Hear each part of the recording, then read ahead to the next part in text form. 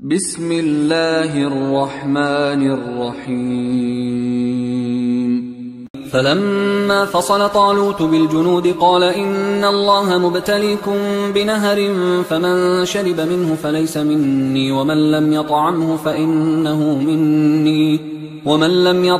فإنه مني إلا من اغترف غرفة بيده فشربوا منه إلا قليلا منهم. فلما جاوزه هو والذين آمنوا معه قالوا لا طاقة لنا اليوم بجالوت وجنوده. قال الذين يظنون أنهم ملاقوا الله كم من فئة قليلة غلبت فئة كثيرة بإذن الله والله مع الصابرين. ولما برزوا لجالوت وجنوده قالوا ربنا أفرغ علينا صبرا وثبت أقدامنا وانصرنا على القوم الكافرين. فهزموهم بإذن الله وقتل داود جالوت وآتاه الله الملك والحكمة وعلمه مما يشاء. ولولا دفع الله الناس بعضهم ببعض لفسدت الأرض ولكن الله ذو فضل على العالمين.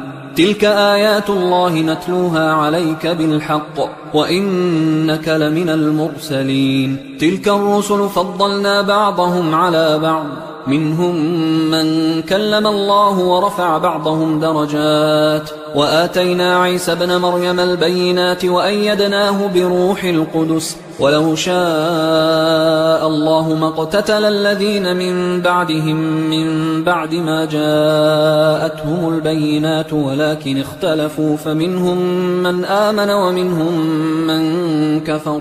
ولو شاء الله ما اقتتلوا ولكن الله يفعل ما يريد. يا أيها الذين آمنوا أنفقوا مما رزقناكم من قبل أن يأتي يوم لا بيع فيه ولا خلة ولا شفاعة والكافرون هم الظالمون.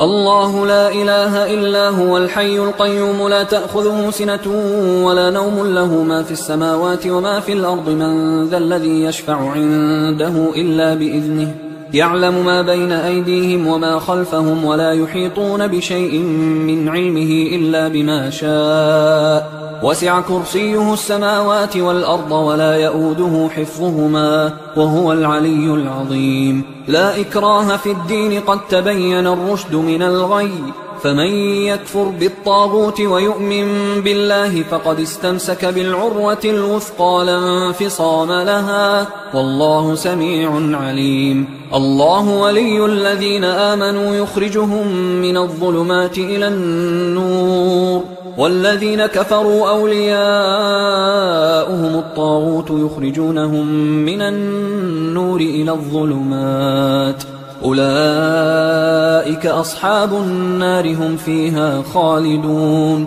ألم تر إلى الذي حاج إبراهيم في ربه أن آتاه الله الملك إذ قال إبراهيم ربي الذي يحيي ويميت قال أنا أحيي وأميت. قال إبراهيم فإن الله يأتي بالشمس من المشرق فأت بها من المغرب فبهت الذي كفر والله لا يهدي القوم الظالمين. أو كالذي مر على قرية وهي خاوية على عروشها قال أنى يحيي هذه الله بعد موتها فأماته الله 100 عام ثم بعثه قال كم لبثت قال لبثت يوما أو بعض يوم قال بل لبثت 100 عام فانظر إلى طعامك وشرابك لم يتسنه وانظر إلى حمارك ولنجعلك آية للناس وانظر إلى العظام كيف ننشزها ثم نكسوها لحما فلما تبين له قال أعلم أن الله على كل شيء قدير. وإذ قال إبراهيم رب أرني كيف تحيي الموتى قال أولم تؤمن قال بلى ولكن ليطمئن قلبي قال فخذ 4 من الطير فصرهن إليك ثم اجعل على كل جبل منهن جزءا ثم ادعهن يأتينك سعيا واعلم أن الله عزيز حكيم.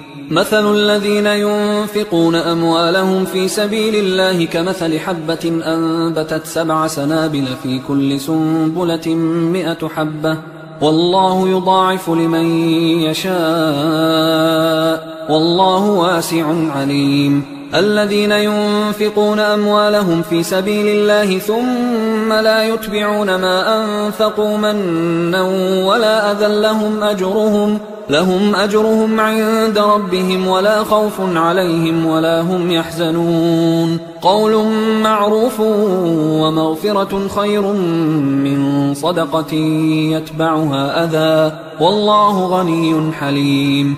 يا أيها الذين آمنوا لا تبطلوا صدقاتكم بالمن والأذى كالذي ينفق ماله رئاء الناس ولا يؤمن بالله واليوم الآخر فمثله كمثل صفوان عليه تراب فأصابه وابل فتركه صلدا لا يقدرون على شيء مما كسبوا والله لا يهدي القوم الكافرين. ومثل الذين ينفقون أموالهم ابتغاء مرضات الله وتثبيتا من أنفسهم كمثل جنة بربوة أصابها وابل فآتت أكلها ضعفين فإن لم يصبها وابل فطل والله بما تعملون بصير. أيود أحدكم أن تكون له جنة من نخيل وأعناب تجري من تحتها الأنهار له فيها من كل الثمرات وأصابه الكبر وله ذرية ضعفاء فأصابها إعصار فيه نار فاحترقت كذلك يبين الله لكم الآيات لعلكم تتفكرون. يا أيها الذين آمنوا أنفقوا من طيبات ما كسبتم ومما أخرجنا لكم من الأرض ولا تيمموا الخبيث منه تنفقون ولستم بآخذيه إلا أن تغمضوا فيه واعلموا أن الله غني حميد. الشيطان يعدكم الفقر ويأمركم بالفحشاء والله يعدكم مغفرة منه وفضلا والله واسع عليم. يؤتي الحكمة من يشاء ومن يؤت الحكمة فقد أوتي خيرا كثيرا وما يذكر إلا أولو الألباب. الذين قالوا ربنا الله ثم استقاموا فلا خوف عليهم ولا هم يحزنون.